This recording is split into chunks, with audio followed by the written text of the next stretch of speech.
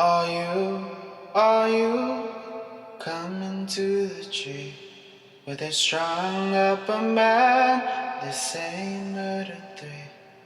Strange things that happen here. How stranger would it be if we met at midnight in the hanging tree?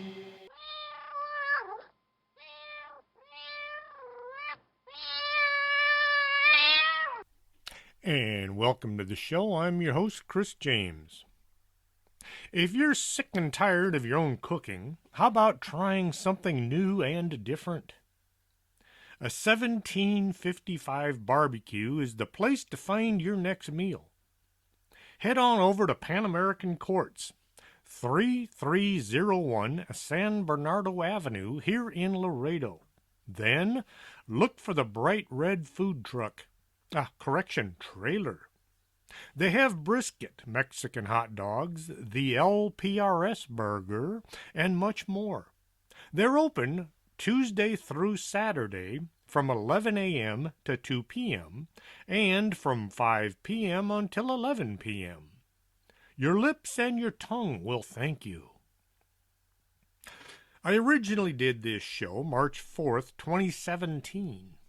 I was going to rewrite it, redo all the information, but then I found that just about all the information is still relevant today. My wife and I were sitting having dinner. Well, actually, we were waiting for dinner to arrive, and we got to discussing how some people will order like a ginormous cheeseburger and a Diet Coke, thinking that's going to make them lose weight. What they don't realize is it's not the ginormous hamburger that's the problem. It's that diet soda. Well, I'm not talking about eating too much barbecue here. Anything you eat, as long as it's in moderation, won't hurt you that much. But if you eat it 24/7, every day of the week, well, you're liable to get some adverse reaction. And most of the food you eat like that isn't harmful. It's the chemicals that they put into the processed food that people eat aside from their normal meals. Now think about it. The FDA is mostly a political entity, not much concerned with we the people. Just about every head of the FDA has retired and wound up being employed by some drug company. The same drug company they supported wholly while deciding if the drug they put out just might harm folks. Here is some of the dirt I was able to dig up. You're free to ignore any of this if that will make you feel better as you sit there sipping your chemically enhanced poisons. Our population is being poisoned with artificial chemical sweeteners. Let's take a look at a few. My favorite, as far as being an evil substance, is aspartame. It's a sweetener that has never been proven safe. As a matter of fact, the original safety recommendation panel at the FDA said that aspartame should be denied approval as a safe food ingredient. Aspartame is the technical name for NutraSweet, equal, spoonful, and equal measure. They run a whole bunch of different names so that when you're looking at the ingredients, you're not too sure what it is you're supposed to not drink. Aspartame originally sought approval for use in dry goods in 1974. Objections filed by neuroscience researcher Dr. John W. Olney and consumer attorney James Turner in August 74, as well as investigations of G.D. Searle's research practices, caused the U.S. Food and Drug Administration, FDA, to put approval of aspartame on hold. In 1976, Donald Rumsfeld became CEO of the drug company G.D. Searle, which was trying to get aspartame approved by the FDA. Now, in 1975, Rumsfeld is chief of staff at the White House. 1976, he's the CEO of the company making aspartame. But he's still the chief of staff until 1977. I doubt very seriously he had the health and well-being of the United States of America as his primary interest. Aspartame accounts for over 75% of the adverse reactions to food additives reported to the FDA. Many of these reactions are very serious, including seizures and death. A few of the 90 different documented symptoms listed in the report of aspartame are headaches, migraines, dizziness, seizures, nausea, numbness, muscle spasms, weight gain. Remember, this is a dieting ingredient. Rashes, depression, fatigue, irritability, tachycardia, well, that's an unhealthy fast heart rate, insomnia, vision problems, hearing loss, heart palpitations, breath difficulties, anxiety attacks, slurred speech, loss of taste, tinnitus, vertigo, memory loss, and joint pain. Gee, doesn't that just sound wonderful? All of that from one chemical. According to researchers and physicians studying the adverse effects of aspartame, the following chronic illnesses can be triggered or worsened by ingesting this chemical: brain tumors, multiple sclerosis, epilepsy, chronic fatigue syndrome, Parkinson's disease, Alzheimer's, mental retardation, lymphoma, birth defects, fibromyalgia, and diabetes. And remember, this is a sugar substitute for folks that want to improve their diets. Aspartame is made of 3 chemicals: aspartic acid, phenylalanine, and methanol. Methanol is poisonous to the central nervous system and may cause blindness, coma, and death. The book, Prescription for Nutritional Healing by James and Phyllis Balch, lists aspartame under the category of chemical poison. Dr. Russell L. Blaylock, a professor of neurosurgery at the Medical University of Mississippi, published a book thoroughly detailing the damage that is caused by the ingestion of excessive aspartic acid from aspartame. Blaylock makes use of almost 500 scientific references to show how excess-free excitatory amino acids, such as aspartic acid and glutamic acid, in your food supply are causing serious chronic neurological disorders and a myriad of other acute symptoms. Dr. Marcola says in an article that artificial sweeteners, such as aspartame, are typically used to sweeten so-called diet foods and beverages in lieu of sugar.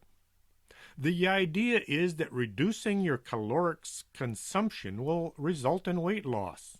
However, research has shown that artificial sweeteners actually have the adverse effect, or converse. They actually lower appetite suppressant chemicals and encourage sugar cravings and sugar dependency, thereby raising your odds of unwanted weight gain. Research has repeatedly shown that artificial sweeteners promote insulin resistance and resulted health problems such as the regular sugar dose doesn't, including cardiovascular disease, stroke, and Alzheimer's disease. While a poor diet is a major cause of Alzheimer's in general, the key mechanism of harm here appears to be methanol toxicity, a much ignored problem associated with this aspartame. In an interview, toxicology expert Woodrow Monte, Ph.D., author of the book While Science Slept, A Sweetener Kills, explains the links between aspartame and methanol toxicity and the formation of toxic formaldehyde. You see, methanol is used to form formaldehyde or embalming fluid. The International Dairy Food Association and National Milk Producers Federation filed a petition with the U.S. Food and Drug Administration requesting the agency amend the standard of identity for milk and other dairy products. This change would allow them to add aspartame to chocolate milk, which is a primary milk product served with school lunches, without having to label it as a low-calorie drink. What is really surprising is how many people think that chocolate milk actually comes from a cow that color. There are people out there that actually believe that chocolate milk comes from brown cows. What they don't realize is the reason they make chocolate milk. This is milk that is almost past its prime date. It's starting to go bad. So they add chocolate to it to make it taste better. Now, it's not bad for you. I drink chocolate milk once in a while. You just don't drink a gallon of it every day. But yeah, chocolate milk is actually milk that's going sour, and so they add the chocolate taste so it doesn't fool people. Anyway, Don Kennedy is a former head of the FDA and current editor-in-chief of Science magazine. He had this to say about aspartame's potential toxicity. The whole sweetener issue has interested me since my early time at the FDA. A little later, still during my time as commissioner, I was called on by Don Rumsfeld, who introduced himself as the CEO of Cerel. He told me that we would look carefully at the evidence and rely on our expert committee structure as usual. The FDA had actually banned aspartame based on these findings, only to have Cerel chairman Donald Rumsfeld vow to call in his markers to get it approved, which he did, and it was. Kennedy went on to say, Rumsfeld has a lot to answer for in his next life. His next life? Why is he still allowed to make our current lives dangerous? Why wait until his next life? Lock him up now. But super rich and powerful folks hardly ever go to jail. In 1985, Monsanto purchased GD Cerel, the chemical company that held the patent to aspartame, the active ingredient in NutraSweet. Monsanto was apparently untroubled by aspartame's clouded past, including a 1980 FDA Board of Inquiry comprised of 3 independent scientists, which confirmed that aspartame may induce brain tumors. At the University of Chicago, which has a top-rated neurology department, doctors there said when they gave NutraSweet to lab mice, it literally blew holes in their brains. As is often the case, children are particularly susceptible to damage from artificial sweeteners. A study evaluating how much artificial sweetener is actually absorbed into the blood when consumed by children versus adults. They found that children had double the concentration after drinking a 12-ounce can of diet soda compared to an adult. As reported by Science Daily, the same research team previously found that these artificial sweeteners were also present in breast milk when mothers ingested foods, drinks, medications, and other products that contained artificial sweeteners. Since infants have less ability to clear substances from their bloodstream via the kidneys, the authors speculate that infants' artificial sweetener blood levels may be proportionally even higher. These results are important because early life exposure to artificial sweeteners may influence a child's future taste preferences, diet, and metabolic fate. Research published in the journal Nature in 2014 revealed a previously unknown mechanism by which artificial sweeteners make you pack on unwanted pounds and disrupt your metabolic function. In recent years, we've learned that gut microbes play a significant role in human health. Certain gut microbes have been linked to obesity, for example, and as it turns out, artificial sweeteners disrupt your intestinal microflora, thereby raising your risk of obesity, diabetes, and other related problems. Specifically, the research found that artificial sweeteners alter metabolic pathways associated with metabolic disease. Decreased function was observed in pathways associated with the transport of sugar to the body. Artificial sweeteners are also found to induce gut dysbiosis. Dysbiosis is a term for microbial imbalance or malabsorption on or inside the body, such as an impaired microbiota. Glucose intolerance in otherwise healthy people. Of the artificial sweeteners tested, saccharin, or sweet and low, had the strongest impact, followed by sucralose and aspartame. Glucose intolerance is a well-known precursor to type 2 diabetes, but it also plays a role in obesity because the excess sugar in your blood ends up being stored in your fat cells.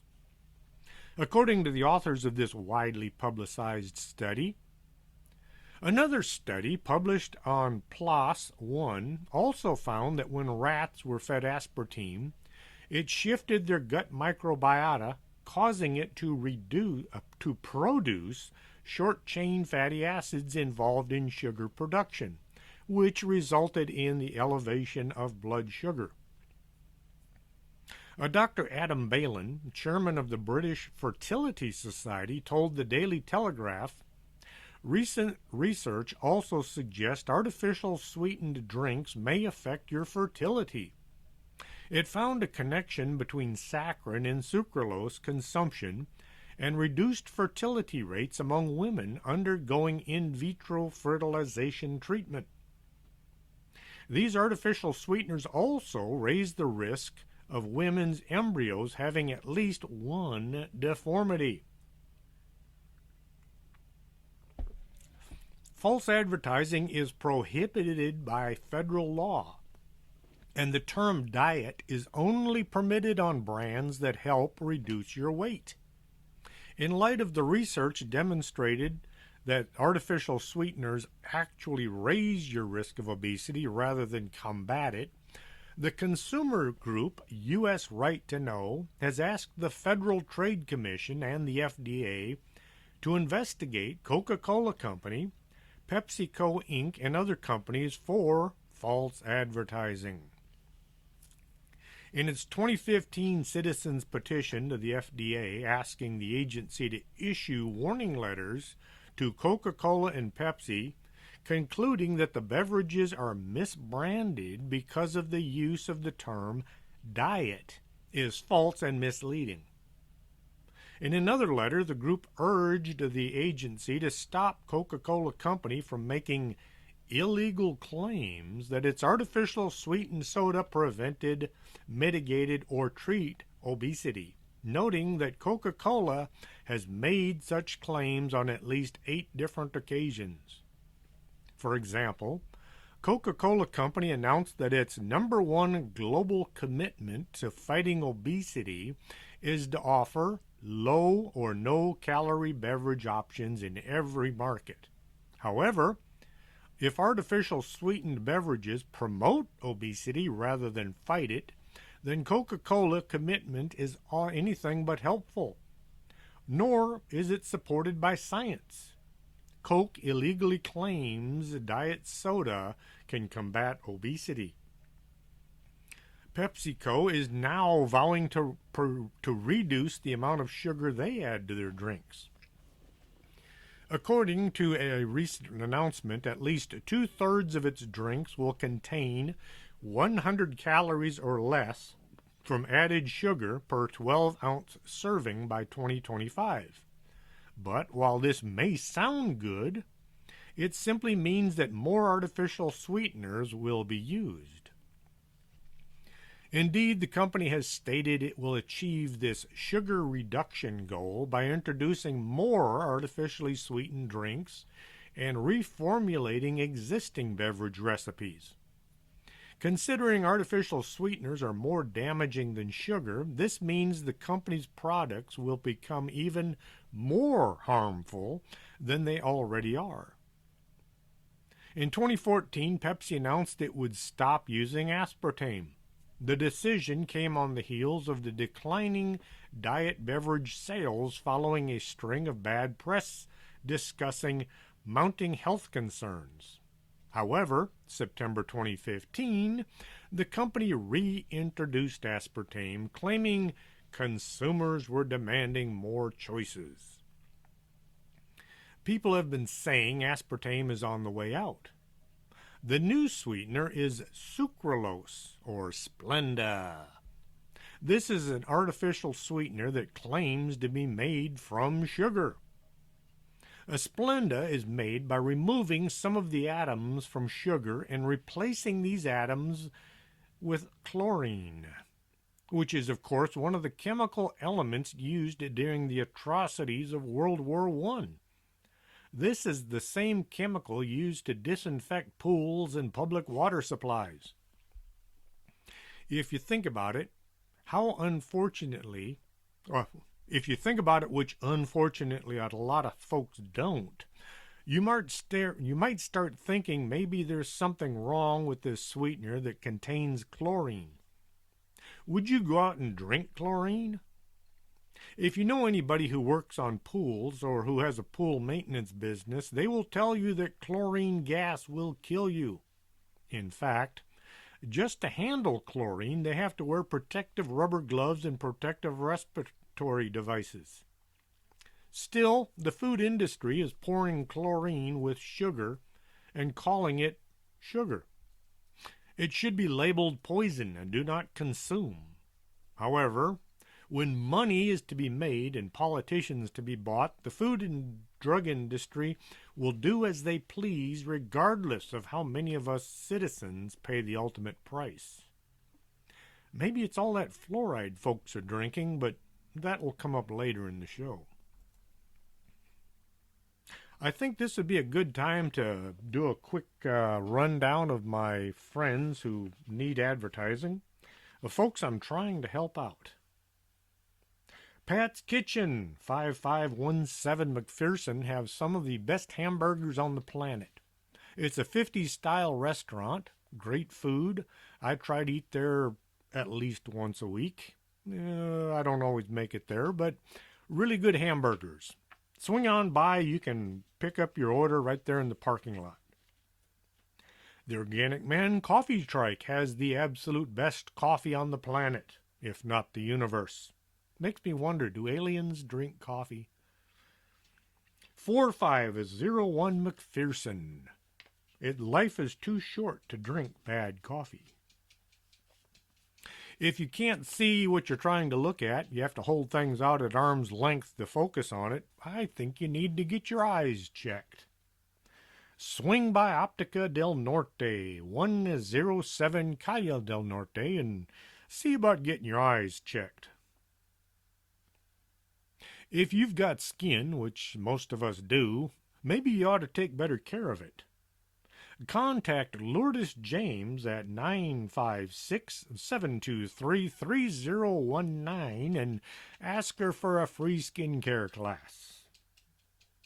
And last but not least, if you heard a bump in the night and you think you just might have some unwanted guests, like ghosts or evil spirits, contact the Laredo Paranormal Research Society and see about getting your property checked. You can contact them at laredoparanormal@hotmail.com. And that's it for all my friends that need advertising. Of course, also don't forget the 1755 barbecue, which is located at the Pan American Courts on San Bernardo. Now back to the show. High fructose corn syrup and cane sugar are not biochemically identical or processed the same way by the body. High fructose corn syrup is an industrial food product and far from natural or a naturally occurring substance. It is extracted from corn stalks through a top-secret process. When you think corn sweetener, you think of the yellow part of the corn, not the green stalk. The sugars are extracted through a chemical process resulting in a chemically and biologically formed compound called HFCS. Let's clear the air a bit. High fructose corn syrup is not fructose, and it's not corn syrup. Those are natural products. High fructose corn syrup is a chemically formed sweetener that is not safe to use. Some basic biochemistry will help you understand this. Regular cane sugar is made of two sugar molecules bound together, glucose and fructose, in equal amounts, 50-50. The enzymes in your digestive tract must break down the sucrose into glucose and fructose, which are then absorbed into the body and used for fuel. HFCS is also consisting of glucose and fructose, but it's not a 50-50 ratio. It's a 55-45 ratio and in an unbound form. Fructose is sweeter than glucose, and HFCS is cheaper than sugar because of the government subsidies. In other words, our tax dollars are being thrown into these chemical companies so that they can make this chemical and put it into our food and then poison us. So, we're paying for our own suicides. Our tax dollars go into manufacture of HFCS. Products with HFCS are sweeter and cheaper than products made with cane sugar. This allows for the average soda size to balloon from 8 ounces to 20 ounces with hardly any financial increase in manufacturers. It does come with great human cost of increased obesity, diabetes, and chronic disease. Now back to biochemistry. Since there is no chemical bond between them, no digestion is required, so these sweeteners are more rapidly absorbed into your bloodstream. Fructose goes right to the liver and triggers lipogenesis. That's the production of fats like triglycerides and cholesterol. This is why it is a major cause of liver damage in the country and causes a condition called fatty liver, which affects 70 million people. The rapidly absorbed glucose triggers big spikes in insulin, our body's major fat storage hormone. Both these features of HFCS lead to the increased metabolic disturbances that drive increase in appetite, weight gain, diabetes, heart disease, cancer, dementia, and more. It depletes the energy fuel source, or the ATP, in our gut, required to maintain the integrity of our intestinal lining. High doses of free fructose have been proven to literally punch holes in the intestinal lining, allowing byproducts of toxic gut bacteria and partially digested food proteins to enter your bloodstream and trigger the inflammation that we know is at the root of obesity, diabetes, cancer, heart disease, dementia, and accelerated aging.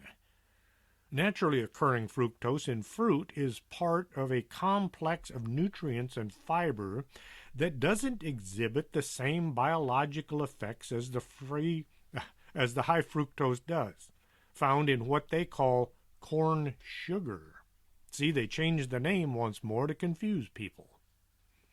HFCS contains contaminants including mercury that are not regulated or measured by the FDA. An FDA researcher asked corn producers to ship a barrel of high fructose corn syrup in order to test for contaminants. Her repeated requests were refused until she claimed she represented a newly created soft drink company. She was then promptly shipped a big vat of HFCS that was used as part of the study that showed that HFCS often contains toxic levels of mercury because of chloralkali products used in its manufacturing.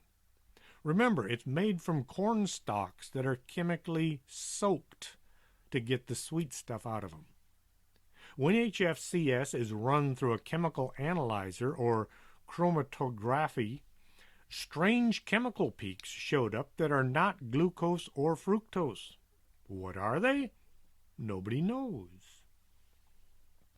The Corn Refiners Association has petitioned the U.S. FDA to allow manufacturers the option of using the term corn sugar instead of high fructose corn syrup. People are becoming aware of how bad HFCS is. In their press release on the subject, they claim that independent research demonstrates that the current labeling is confusing to American consumers. They blame inexact science reports and inaccurate media accounts for the current stigma associated with high fructose corn syrup. Remember, it's neither fructose nor corn syrup. It's a chemical. And part of what makes HFCS such an unhealthy product is that it is metabolized to fat in your body far more rapidly than any other sugars. Dr. Marcola said the number one source of calories in the United States is high fructose corn syrup, mainly in the form of soda. This dangerous sweetener is also in many processed foods and fruit juices. Even seemingly healthy conscious beverages like vitamin water, Java juice, and Odwalla superfood contain far more added sugar and fructose than many desserts. The corn industry persistently claims that it is not much different than sugar and is perfectly safe. Yeah, right. That's what they used to say about smoking. That's what they used to say about vaping, and now they're starting to get all kinds of lawsuits there, too. The primary reason it's so dangerous is that it is quite cheap to produce, so it has been added to nearly all processed foods. The excessive consumption of fructose, such as HFCS, is a primary driving factor behind a number of health epidemics, including obesity, diabetes, and heart disease. You notice these same diseases are being caused by several different products, and yet the health industry wonders why there's an increase in diabetes, obesity, and heart disease. The corn industry is still holding fast to the claim that all sugars are metabolized by your body in the same way. This is their justification for using products that have been linked to so many diseases. The so-called watchdogs of our diet are the American Dietary Association. Their job is to investigate the substances we put into our bodies in the form of food. The ADA works so closely with Coca-Cola and PepsiCo, it's nearly impossible to figure out who's who. The scientists working for the ADA get most of their information and lots of their money from the companies they're supposed to be keeping an eye on. So what else can our food corporations think of to put in our food and our water that will probably wind up killing us? They're quite creative, and they have lots of things at their disposal that should be sent down the disposal. The next terrible item on the list is hydrogenated oil. They're called brain poisons for a reason, and they're present in just about half of all the foods found in some grocery stores. It's listed right there on the label, hydrogenated oil or partially hydrogenated vegetable oil. This artificial fat directly causes cardiovascular heart disease. It has been shown to destroy normal cardiovascular health. It affects the function of the nervous system. It causes brain disorders, and it causes heart attacks. It also causes birth defects and essential fatty acid deficiencies in both the mother and her fetus. It's put into our food on purpose for the convenience of the food manufacturers. Hydrogenated oils don't go bad. It has a shelf life right up there with the roaches. How do they make hydrogenated oil since you can't find it in nature? You do it by bubbling hydrogen gas through liquid soybean oil or other types of oil using a catalyst. What can you use as a catalyst? Well, how about nickel? It sounds yummy. So, with this nickel and the bubbling of hydrogen gas, you get extra hydrogen atoms attached to the molecules in the oil, which makes them solid at room temperature.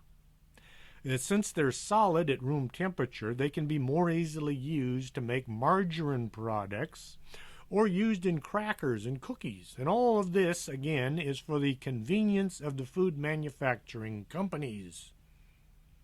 Speaking of margarine, did you know that the chemical formula for margarine is just one substance away from PVC pipe? Doesn't that sound delicious? Spread some PVC on your toast. My wife and I use butter, real butter. We read the label and we make sure that it says it is made from dairy products only. We don't buy certain brands because their advertising policies have gotten just a little weird. In fact, we try to buy local made butter, which is hard to find sometimes. But hey, it's far better to support your local small businesses than these ginormous companies that, well, they're trying to poison us anyway. I'm not going to mention the name of the butter company, but they used to have a little Indian girl on their label, and they took her out. Well, anyway, food manufacturers aren't concerned with your health. Their job is to sell food products. If you have a health problem and as a result, well, that's your problem. You probably grew up downwind from a nuclear plant. You won't find food companies offering to pay for your medical bills if you have a heart attack from eating hydrogenated oil. They're basically passing the buck and demanding that you pay for the health consequences caused by their food additives. In fact, they're working hard to pass legislation that would outlaw lawsuits against food companies. Take, for example, the Monsanto bill. It was snuck into the Farm Bill and passed by our so-called representatives in Washington. The bill was written up to protect Monsanto from lawsuits coming about due to some of their fiddling about with our food. The folks we elect to represent us are actually representing big businesses and getting rich while doing it. You know, we pay our average representative up in Washington $180,000 a year to represent us. Meanwhile, these food drug companies all over the United States pay an average of $480,000 to each and every congressman, well, those that they can bribe, those that they can give gifts to, $480,000 a year, and they're supposed to be representing us. Now, who's paying them the most money? There should be a law against that, but then the people that make the laws are the ones that are benefiting from this. In January 1996, the FDA approved Olestra as a food additive. Cut out the unhealthy cooking oil. Olestra found its way into just about everything from ice cream to French fries. Well, olestra proved to be a greedy chemical. It not only removed unwanted fat from food, it also negated the body's ability to absorb essential vitamins. Side effects of eating olestra included cramps, gas, loose bowel movements, and sudden uncontrolled bowel movements. Let me say that again. Sudden, uncontrollable bowel movement. There you are out on a date, and whammo, you go to the bathroom right then and there. Number 3 in your shorts. Number 3 is number 2 that comes out kind of like number 1. The FDA has kept olestra as a legal food additive even today, though they leave the health implications in the hands of the individual consumer. If you pick up a product off the shelf and you see the word olestra anywhere in the food ingredients, just keep in mind that sudden, uncontrollable bowel movement could be in your future. Did you see the movie 1964 Dr. Strangelove? Group Captain Lionel Mandrake, played by Peter Sellers, is talking to Brigadier General Jack D. Ripper, who is played by Sterling Hayden. Mandrake wants to know why General Ripper has sent his air wing to bomb Russia, and the general is kind of explaining it. If you haven't seen the movie, I can only say, why not? It's one of the best movies out there dealing with the end of the world. General Ripper keeps saying things about fluoride in our food and water supply. Some people think Stanley Kubrick had something on his mind when he put that fluoridation scene in the movie. The Centers for Disease Control, that's the CDC, in their Morbidity and Mortality Weekly Report, August 17, 2001, entitled Recommendations for Using Fluoride to Prevent and Control Dental Disease in the United States, says, on page 4, fifth paragraph, fluoride predominant effect is on the surface of the tooth. If fluoride only worked effectively on the surface of the tooth, why do we ingest it? A fluoride in toothpaste, maybe. In our drinking water? What possible benefit could that be? Every doctor knows that they can't force any medication on an individual without their informed consent. The doctor has to tell you what the medication is and what it might do to you. This puts the final decision to take or not take the medication in the hands of the patient. In addition, the patient has a right to question any treatment so as to make a better decision and to refuse medication if they wish. Those who push fluoride on us say we don't have to drink the water. We can just go without. Sure, for maybe 3 days, and then you kind of dry up and die. But it's your choice, they say. You don't have to drink the water that they have fluoridated. These same people will tell you fluoride is not a drug, but rather it's a nutrient.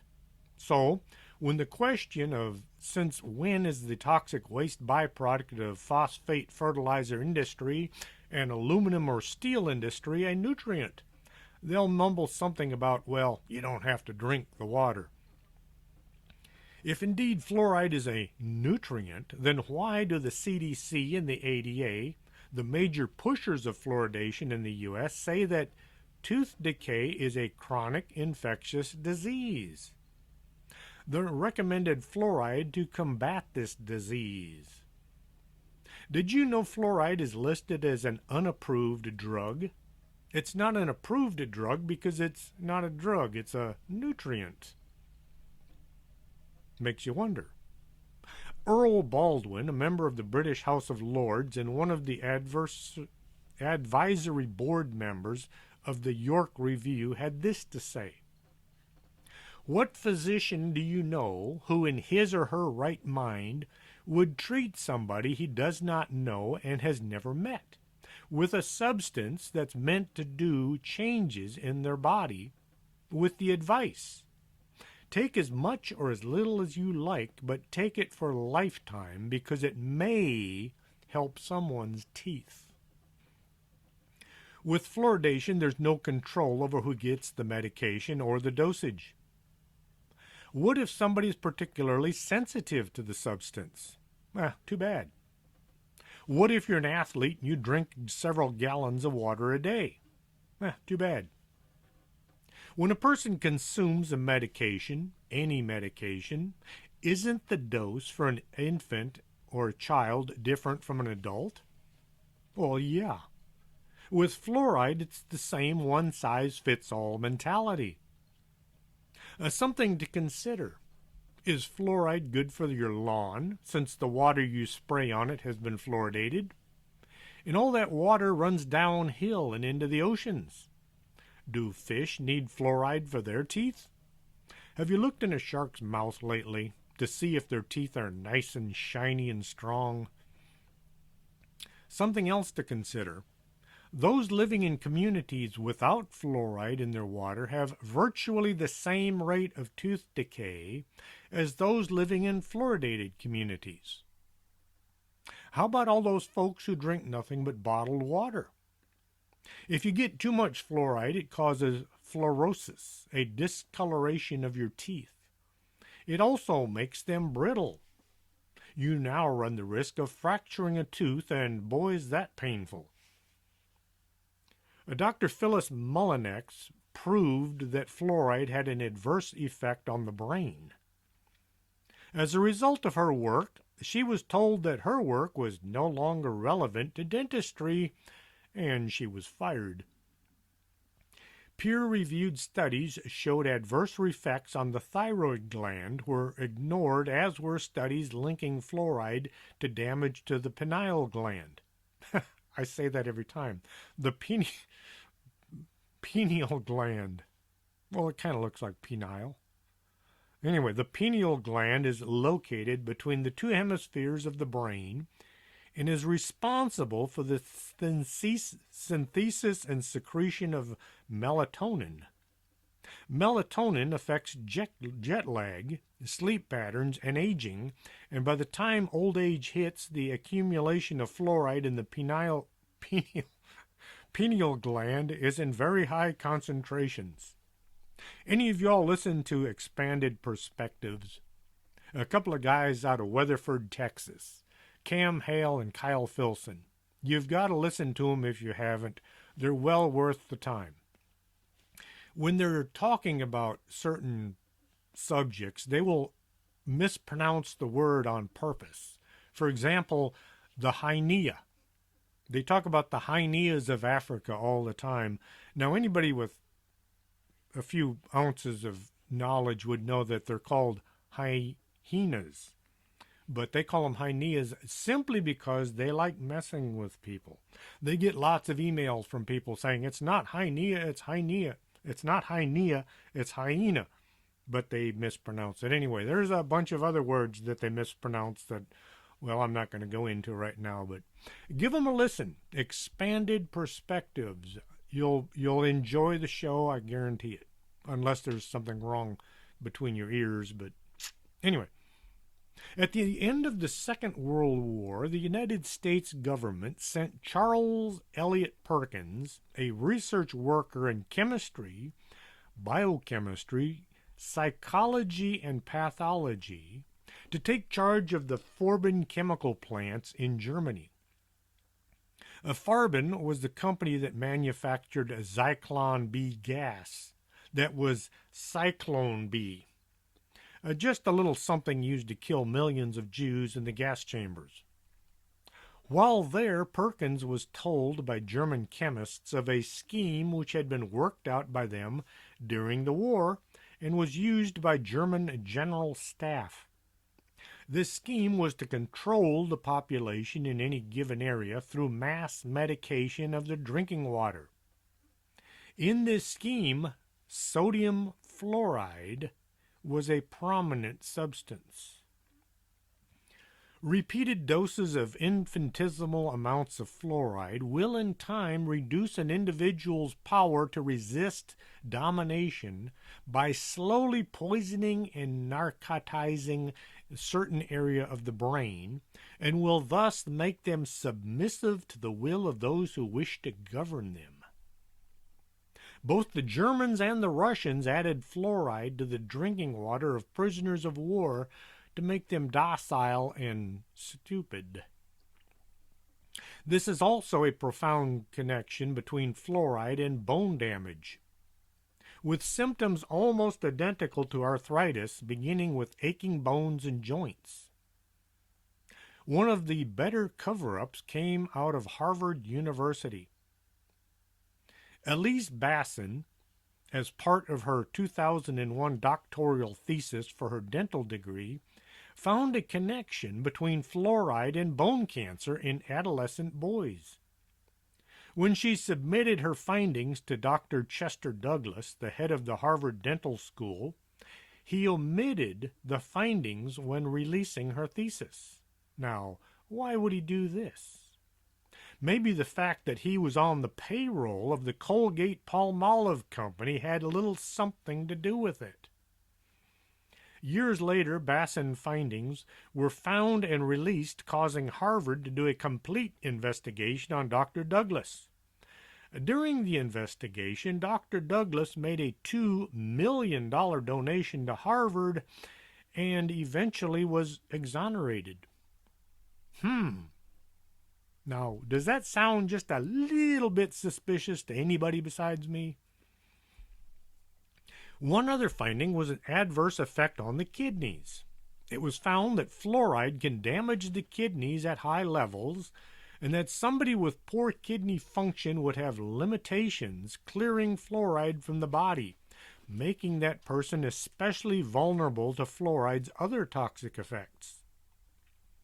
While all this adversity is there, any group, organization, or government agency accepting any responsibility? One would hope that the entities heavily involved in fluoridation would somehow come to their senses. The American Dental Association keeps telling us to use fluoride for everything from brushing our teeth to watering our lawns. The CDC says tooth decay is a disease and fluoride is good for that reason. The EPA tell you they're just kind of useless anyway, so who cares what the EPA says? The FDA says fluoride isn't a drug, but it's a nutrient, and it's not really a food, so they pass. The U.S. Department of Health and Human Services, not sure what they do, but they avoid talking about fluoride. The National Sanitation Foundation reaps the benefits of having all the sewer lines well fluoridated. None of these government agencies will look into the detriments caused by pumping this chemical waste product into our water supply, but they do accept the cash from the chemical lobbyists. So what started out as an experimental program, 1945, without any health studies done whatsoever, turned out to be a cash cow for industries that previously had to dispose of this toxic waste to the tune of millions of dollars a year. Now, instead of paying to dispose of this byproduct, they get paid to pass it on to us. There's a book out there entitled Protecting Public Health and the Environment, Implementing the Precautionary Principle. The precautionary principle means that if there is an uncertainty, yet credible scientific evidence or concern of threat to health, precautionary measures should be taken. Joel Tickner and Melissa Coffin, two scientists that examined the water fluoridation controversy, wrote the precautionary principle. It should be noted that even if you are not living in a fluoridated community, you are ingesting fluoride. When you eat food and drink beverages that are not produced in your community, you are likely ingesting substances that were produced with fluoridated water. Despite the recommended ingestion of fluoride at 1.2 parts per million, the reality is that people are ingesting fluoride at least 8 parts per million. That's about 6 times the recommended dose. To solve the issue of tooth decay, the proponents of fluoridation say more fluoride is necessary. The opponents of fluoridation say more education is necessary. Education is needed about better diets, better dental habits, and the danger of sugar in relation to the teeth. Early symptoms of acute fluoride poisoning include gastric pain, nausea, vomiting, and headaches. So what can you do? How about attending your city council meeting and voicing your opinion? Write to your newspapers and tell them you're not happy being fluoridated by city water supply. Read a few articles on your own health. If you don't take care of yourself, nobody else is going to. A General Ripper kept ranting about fluoridation and its bad effects on people. Now think about this. Do you think Stanley Kubrick put that scene in the movie to warn people about the horrendous consequences of our water supply being contaminated, or did somebody tell him to put this in there, this statement, trying to warn folks about fluoride would be laughed at, and people would say, oh, that's all from that movie. There's nothing wrong with fluoride. It's all just a movie. Someone who didn't have our best interests at heart had decided to allow bisphenol A and other chemicals in canned goods. This comes from Mike Barrett, prisonplanet.com. March 2nd, 2013, bisphenol A, or BPA, as it is sometimes referred to as a hormone, disrupts chemical used in canned goods and plastic bottles. The chemical, which is labeled as toxic in other nations, should have been banned in the United States back in March 2012. In a move that angered activists within the U.S., even internationally, the FDA ruled against the ban. This ubiquitous chemical has been linked to obesity, hyperactivity in girls, infertility, sterility, breast cancer, reproductive issues, hastened puberty, feminization in boys, damaged arteries. If you have bottled water, do not leave the bottle in your car or your pickup. As the vehicle heats up, it causes the chemical, BPA, to leach out of the plastic and begin to integrate into the water. So even bottled water can be bad for you if you leave it in the sun and it gets hot.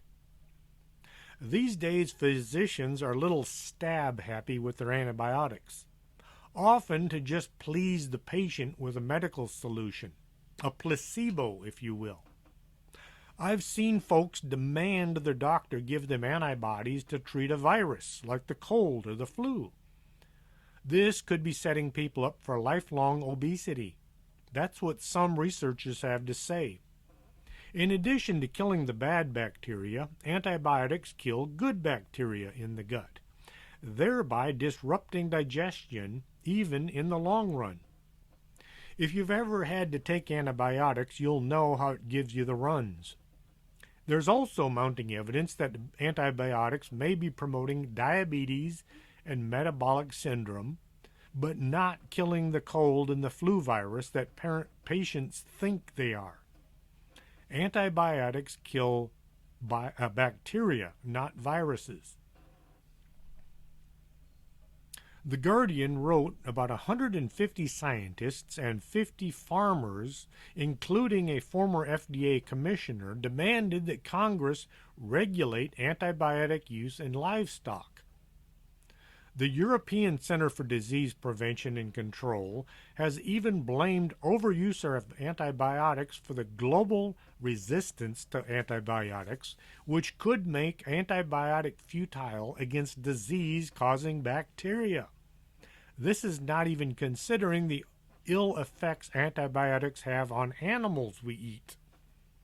The so-called scientists at the FDA will tell you the drugs are all leached out of the animal before processing. Right. It's done by these magic fairies that work at the slaughterhouses.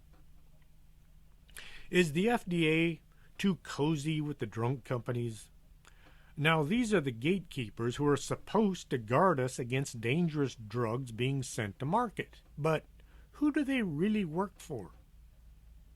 Alexandra Siflin, September 28, 2016, Time Health wrote this about the FDA.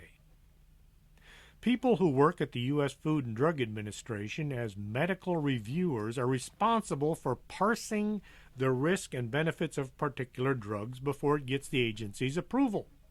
But a new report from two researchers at the Oregon Health and Science University, published in the journal BMJ, suggests many of these medical reviewers go on to work for the drug companies they oversaw while working for the government. Critics have called out this revolving door between the FDA and the pharmaceutical industry, and the study's authors want to see how the numbers matched up to this claim. They looked at the FDA's list of hematology-oncology drug approvals from 2006 to 2010 and scanned all medical reviews from 2001 to 10 in the agency's database. Then they looked up the subsequent jobs of the people who worked on the medical reviews for these drug approvals.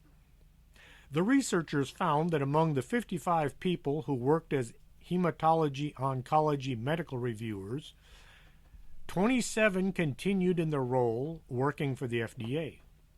2 people worked at the FDA but held other appointments. 15 left the FDA to go to work for the pharmaceutical companies. The job of the rest of the people could not be determined. So 15 of these 55 reviewers quit the FDA and then turned around and went to work for the pharmaceutical companies that they were reviewing.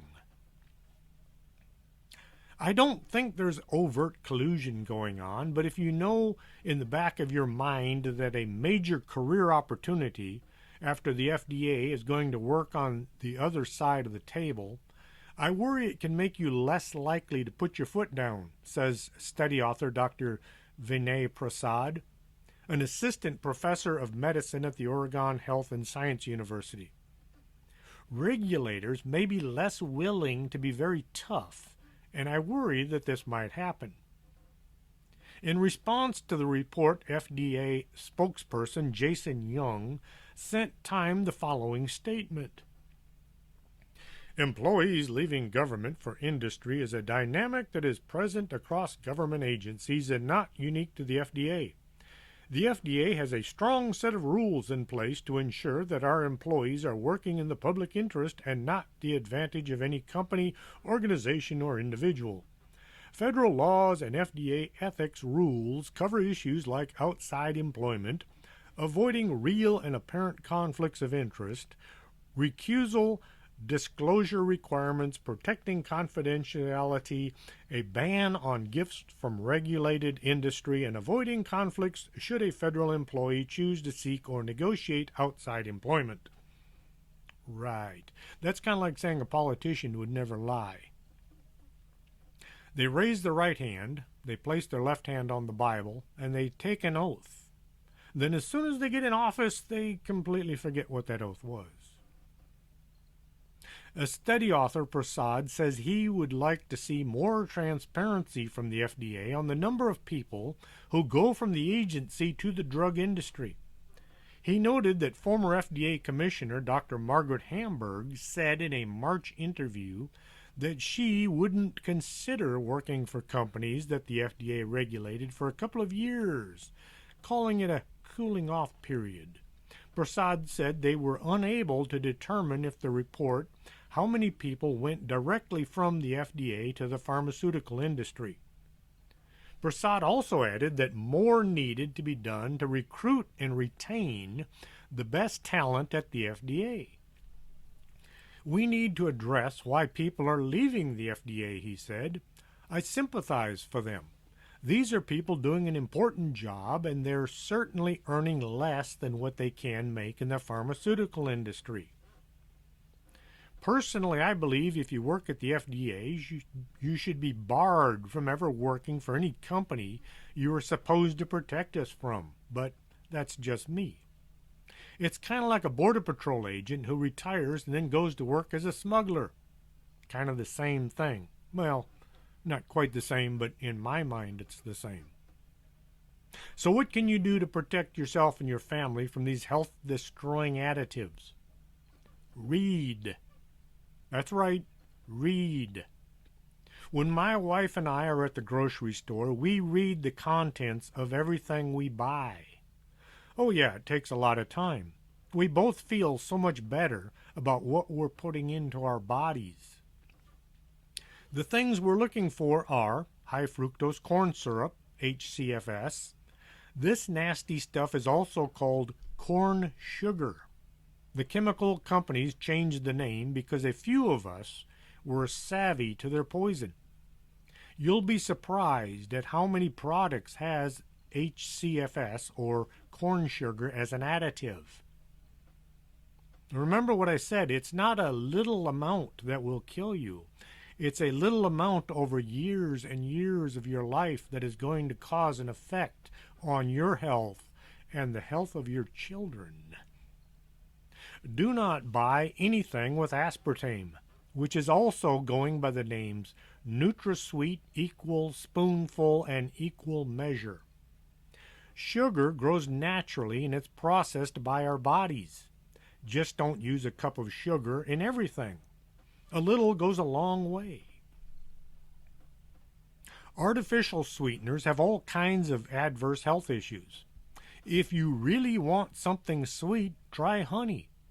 You can add it to tea, coffee, anything you want to make sweet. Just don't give it to babies. Bad things happen. Do some research. Read the contents of your food.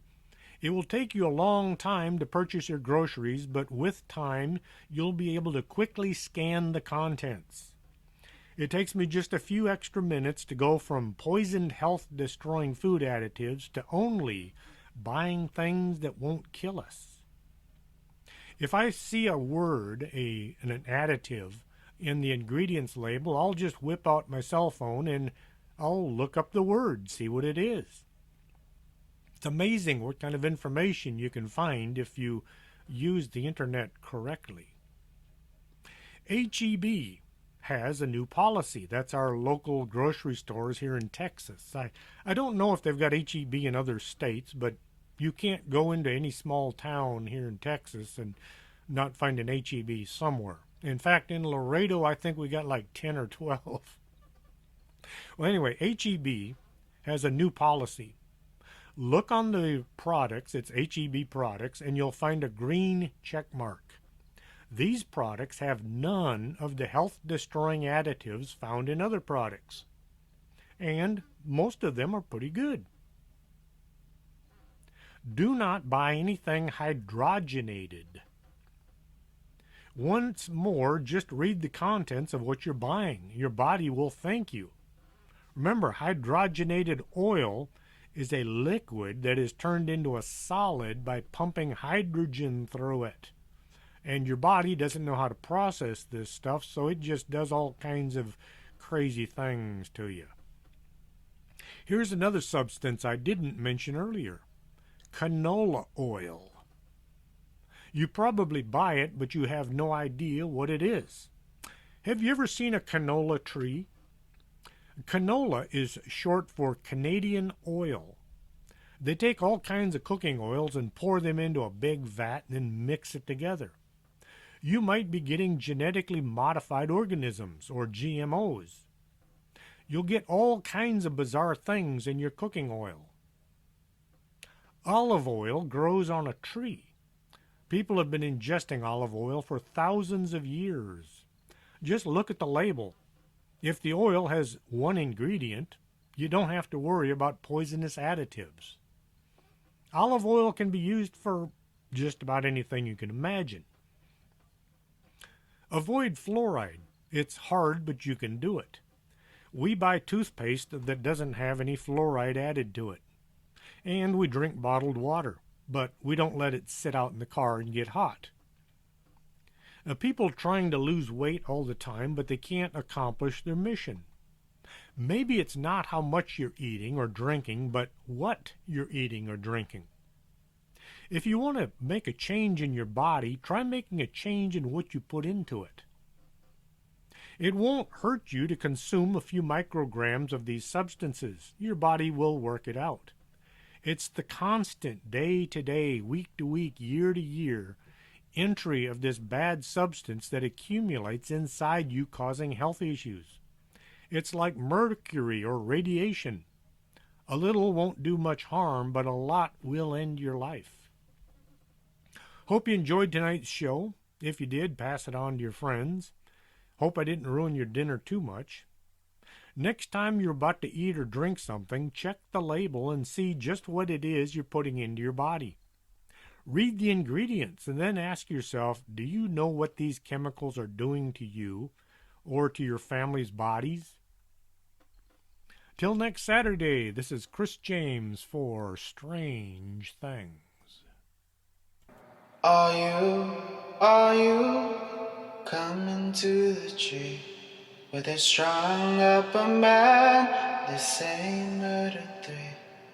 Strange things that happen here, how stranger would it be if we met at midnight in the hanging tree?